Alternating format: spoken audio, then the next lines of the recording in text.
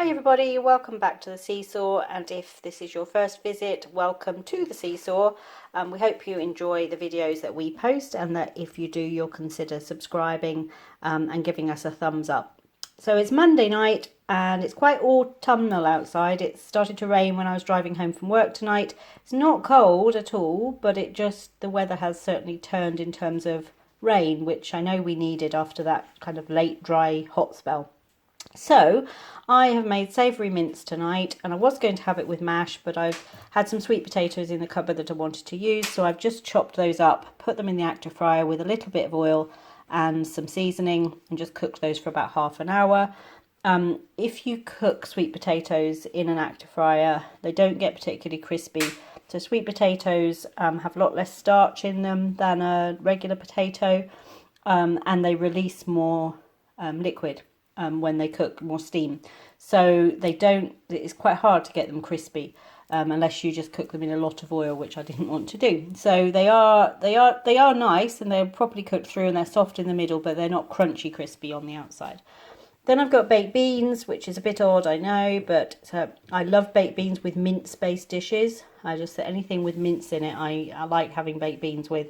So I decided I was going to do some veg, but decided to just heat up a can of beans. And then the savoury mints, so I make a number of different versions of savoury mints, and I use it as a base for a lot of different things.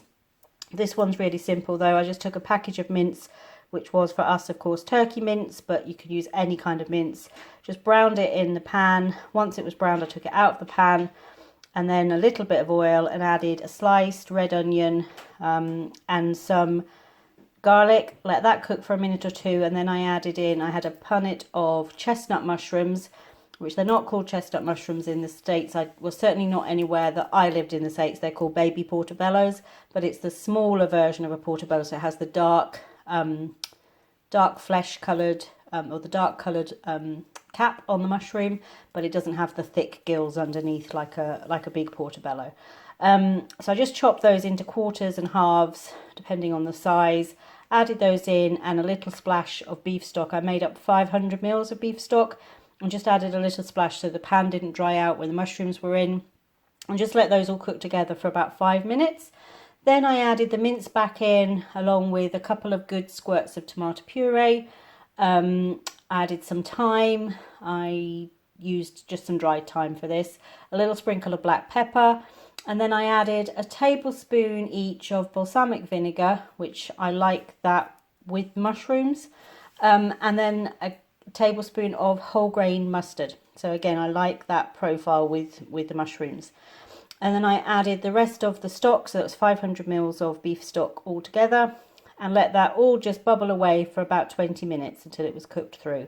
So you could do a number of things with this. You could put mashed potato on the top and make it into a sort of version of a cottage pie. You could have it with pasta, but we're having it this evening with little roasted sweet potatoes and some baked beans for this autumn night. Hi everybody, it's Tuesday night and we've got some Asian food tonight. We've got sticky chicken with rice and some stir-fried vegetables. Well, the chicken is really simple. It's just 4 tablespoons of honey, 4 tablespoons of soy sauce, a tablespoon of tomato puree, a couple of chopped spring onions, and a spoonful of minced garlic.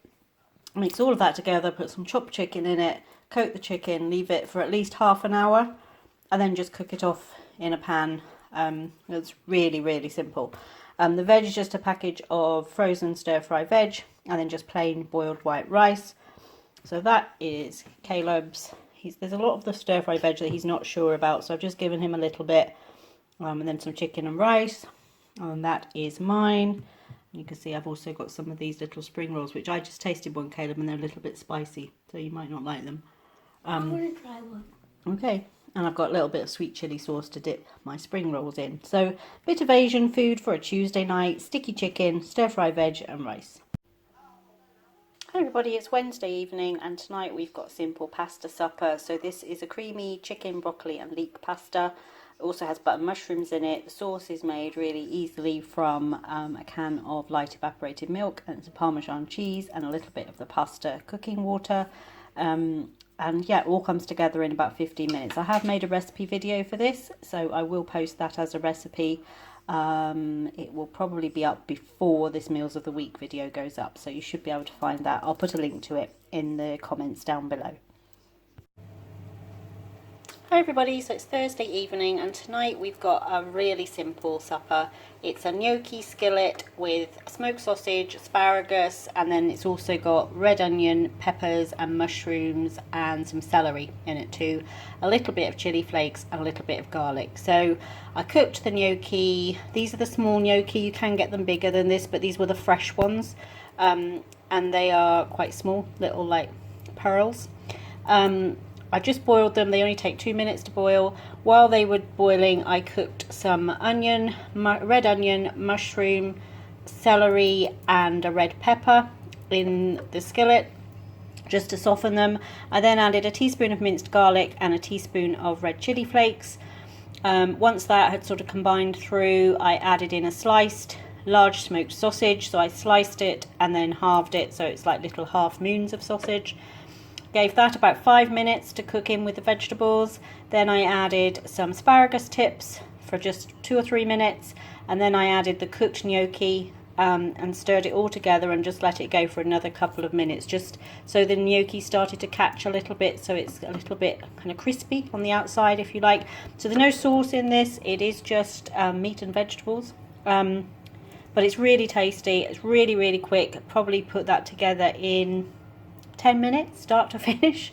So ideal. I'm baking tonight because we've got the Macmillan coffee morning tomorrow at work, so I just wanted something quick and easy, and so we'll probably have some sriracha or something like that on it, just to give it a little bit more heat and a little bit of a sauciness. So Thursday night supper is a gnocchi skillet with smoked sausage and vegetables.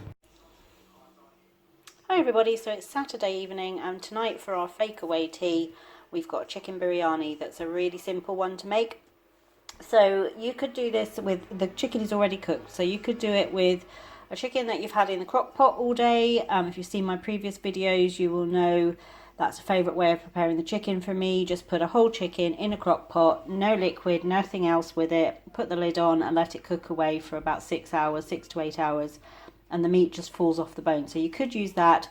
You could use, so we were at the grocery store and I bought like a rotisserie style chicken from the deli counter because I wasn't going to be home from grocery shopping until kind of 4 or 5 o'clock, and I wouldn't have time to cook a whole chicken and let it cool off, so I just took the shortcut of the grocery one. But you can use any kind of chicken that you've got available.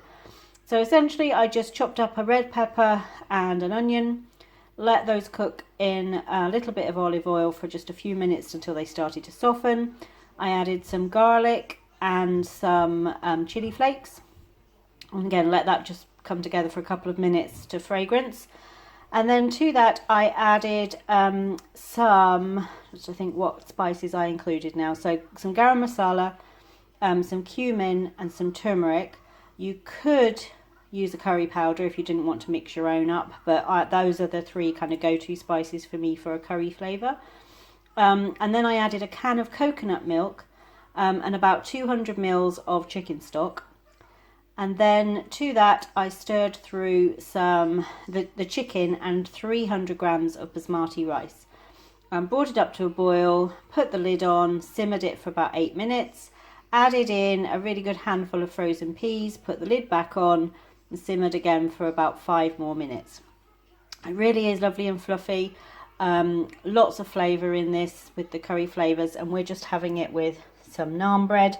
Now Caleb's got quite a strange plate, so he came grocery shopping with me today, and at the deli counter he spotted these chicken and gravy fresh pies, and he just really felt like he wanted one, so he's got that. He's got a little bit of the rice and veg on the side, but really he's having chicken pie for dinner. I'm sure there'll be a little bit of ketchup show up on that plate too. So yeah, for Tony and I, Saturday night fake away of chicken biryani. Hey everybody, so it's Sunday evening and tonight we're having, well, it's supposed to be toad in the hole. So I make toad in the hole same way every time. I use the same batter, same mixture, a similar pan, the same oven setting, and it falls into 3 categories. It either is perfect, which is great, or it rises up really high and the inside stays quite soft and soggy, which I don't like. So the outside, the edges are really risen up and crispy, almost like burnt crispy, or else it just stays flat and doesn't rise at all. Don't know what the difference is, I don't know why it varies, but today we had the latter of those options, so it stayed quite flat. It's still Yorkshire pudding, it still tastes like Yorkshire pudding, but it just doesn't have quite the same effect. So we've got sausages with Yorkshire, we've got steamed vegetables and some parsleyed buttered new potatoes. So that is Caleb's and that is mine. You can see the Yorkshire there. It's fine, it just didn't rise. So don't know what the trick is with toad in the hole.